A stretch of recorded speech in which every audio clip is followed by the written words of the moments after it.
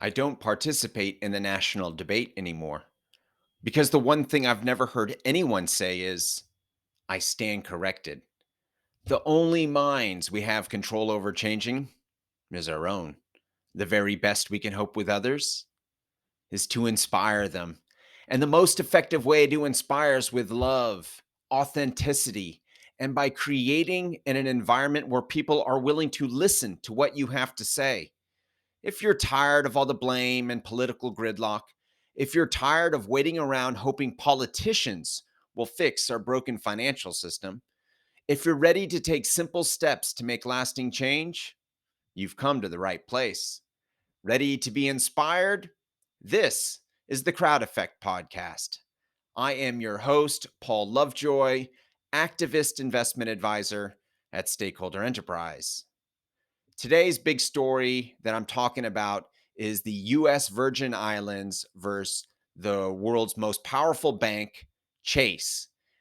Now, the Virgin Islands is alleging that Chase Bank benefited from a sex trafficking operation that was going down in the Virgin Islands, with the ringleader being none other than Jeffrey Epstein. But before I get into that news story, I want to tell you a personal story. When I was 13, I worked for my grandmother during the summer, and she had me doing some odd jobs, uh, destroying documents, filing papers for her business, things like that. Office work, assistant office work, and there's other things I'd rather be doing with my time on, as a 13-year-old on summer break. But I did this a couple of days a week. Anyways, for not a lot. I made $300 that summer, and I used that money to buy a television. It's a 19-inch, box television. This is 1989, and I love that TV. Within the first few months of owning that TV, I watched the very first episode of The Simpsons on it, and I've had that TV all throughout high school. When I went away to college, I drove it from California to New York, and then when I finished college, I drove it to the mountains of Colorado where I used it there. And then I ended up driving it back to California, uh, where I was, working. And I still had this TV. I had that TV up until 2008. So 19 years I had this TV. And by then there was flat screen TVs. I still had this TV. Anyways, I didn't keep it after that. Still working, but just couldn't bring it with me on my next move.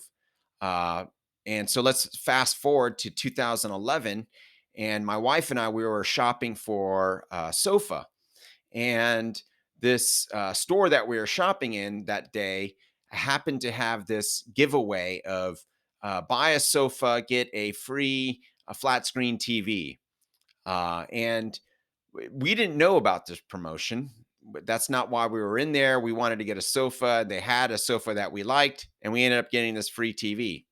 Now, much nicer than the TV that I bought, but um, I don't even know where that TV is. I don't think we brought it from the move in Oklahoma to here in Hawaii. Um, and ultimately, it's because we value things that we earn, and we just don't appreciate the things that are given to us, or that we don't earn. And I want to transition my personal story to Jeff Epstein. Here is someone who doesn't value underage girls or women. And that's because he never had to work to earn their love for him.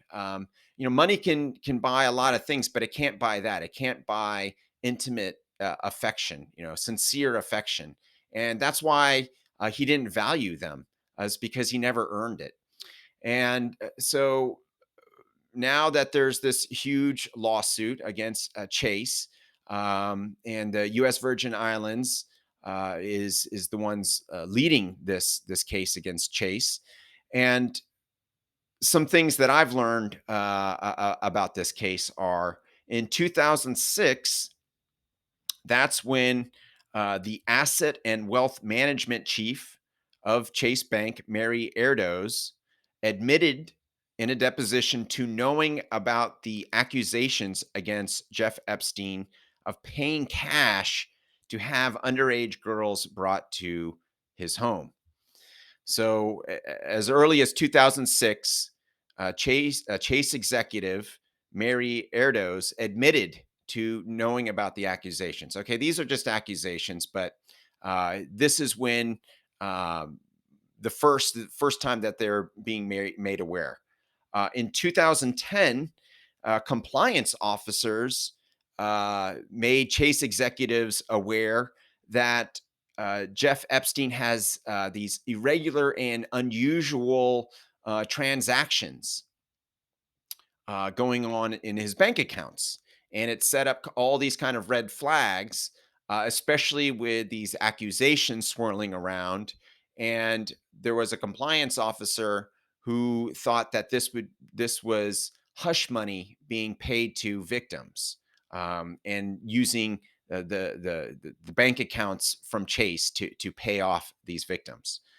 Um, Now, in 2011, Epstein was convicted for soliciting a underage girl for prostitution, and he was convicted, served almost a year in prison for it. But Chase didn't cut their ties with Epstein. They still kept him on as a client.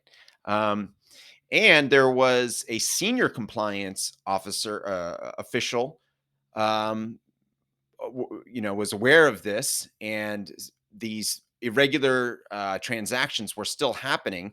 And this the senior compliance official was part of the anti-money laundering division of Chase.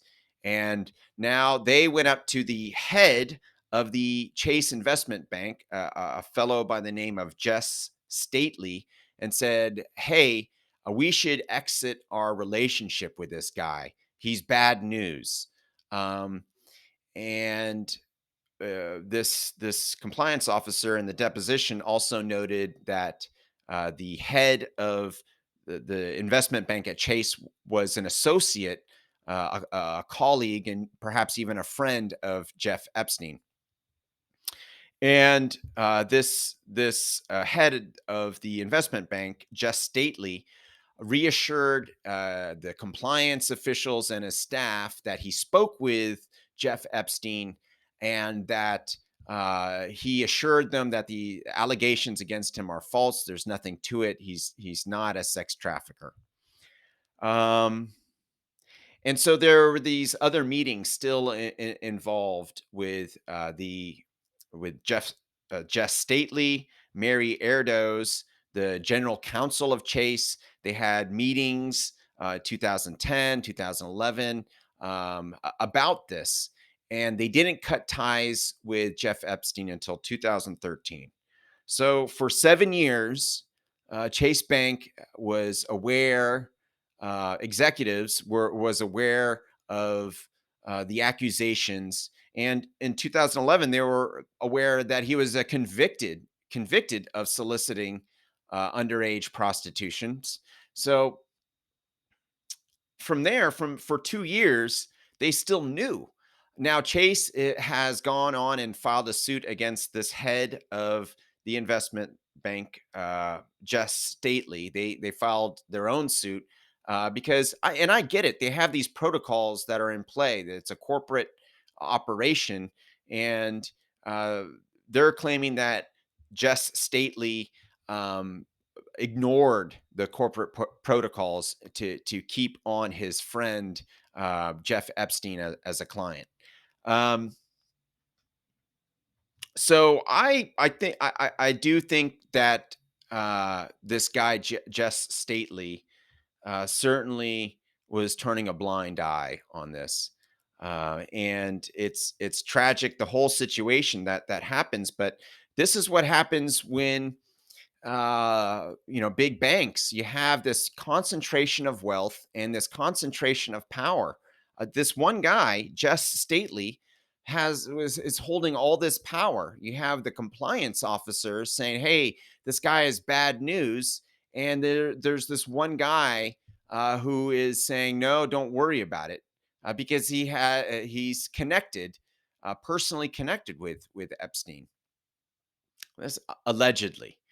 Um, so this is the problem with this concentration of wealth and concentration of power. Just Stately, he runs the investment bank at Chase, and really what that means is that he's in charge of the private market of investments, of getting Chase clients the best investments that the world has to offer, which are in the private market. And this leads into my financial tip of the day. Um, Invest in the private market. Right now, in the past, who was in charge of the most powerful bank in the world? Who was in charge of investing in the private market uh, for the most powerful bank?